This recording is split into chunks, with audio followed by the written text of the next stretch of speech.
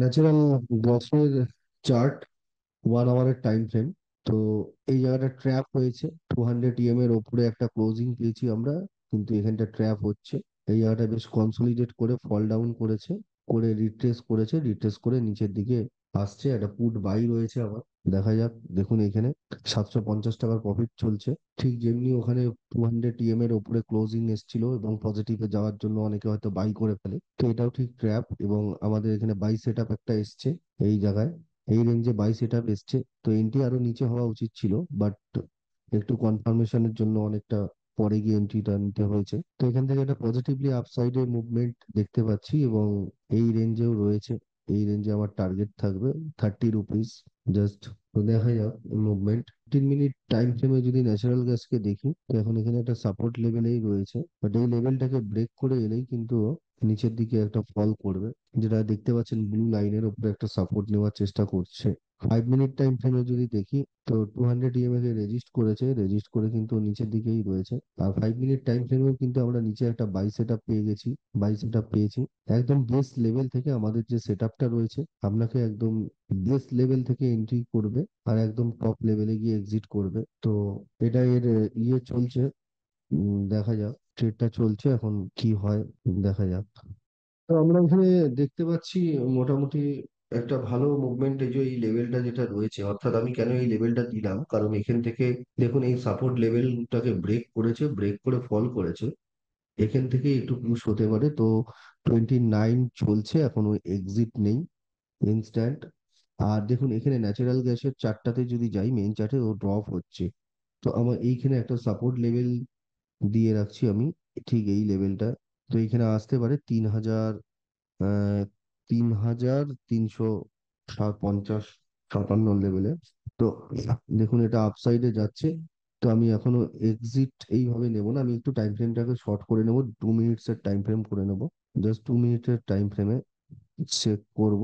দেখুন এখানে একটা আমার বাই পজিশন সেট আপ এসেছিল এবং এখান থেকে কোনো সেল এখনো এক্সিট দেয়নি আমাকে। তো যদি আমি একটু লেটে দেখেছি, লেটে এন্ট্রিটা নিয়েছি, এন্ট্রি ছিল একদম এই বেসমেন্টে এন্ট্রি ছিল।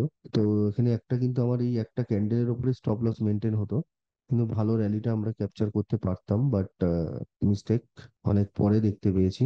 29 চলছে, 2 মিনিটস এর টাইম ফ্রেম। দেখুন 5 মিনিটস একটা গ্যাপ আপ আমরা দেখতে পাচ্ছি এখানে। গ্রিন ক্যান্ডেলটা এখানে ক্লোজিং হয়েছিল, বাট গ্যাপ আপ মেরে কিন্তু ওই রেজিস্ট্যান্স লেভেলটাকেও নিচ্ছে। তো এইখান থেকে কিন্তু আমরা 2 মিনিটের টাইম ফ্রেমে কনফার্ম করে নেব। 2 মিনিটের টাইম ফ্রেমে যদি এই লেভেলের নিচে চলে আসে, অর্থাৎ প্রিভিয়াস ক্যান্ডেলের লো এর নিচে যদি চলে আসে, তাহলে এক্সিট করে নেওয়াটা বেস্ট হবে। আর এটাকে আমি 30 রুপিসে, যদি সিস্টেমেটিক্যালি এক্সিট নেই এখনো পর্যন্ত, তো আমি এখানে ব্রেক ইভেনেও আমার কস্ট টু কস্ট আমি এসএল কে ট্রেল করতে পারি। তো দেখুন একটু গ্যাপ ডাউন এসছে এখানে। 5 মিনিট টাইম ফ্রেমে ফিরে যাই। 5 মিনিট টাইম ফ্রেমে বডির ইনসাইডে এখনো ঢুকতে পারেনি, তো এই ঢুকলো 29 চলছে। আর এটা দেখুন রেজিস্ট্যান্স লেভেল আমি বললাম, তো 29 ন্যাচারাল গ্যাস দেখুন এইখান থেকে, অর্থাৎ এই যে জোনটা, এই জোনটা থেকেও কিন্তু আপসাইডে মুভমেন্ট নিতে পারে। একটা সাপোর্ট লেভেল রয়েছে এই জোনটা, কারণ অনেকটা ফল করেছে, একটা কারেকশন তো এখানে হওয়া উচিত। তো 29.5 চলছে, দেখবো নেক্সট 5 মিনিটটা, আদারওয়াইজ আমি এক্সিট করব। যাই প্রফিট হোক না কেন এখানে, তো এক্সিট করে যাওয়াই বেস্ট হবে। আবার যদি অপরচুনিটি পাই আবার নেব। মার্কেট ডেপথ একটু চেক করে নেবো, জাস্ট 29.20।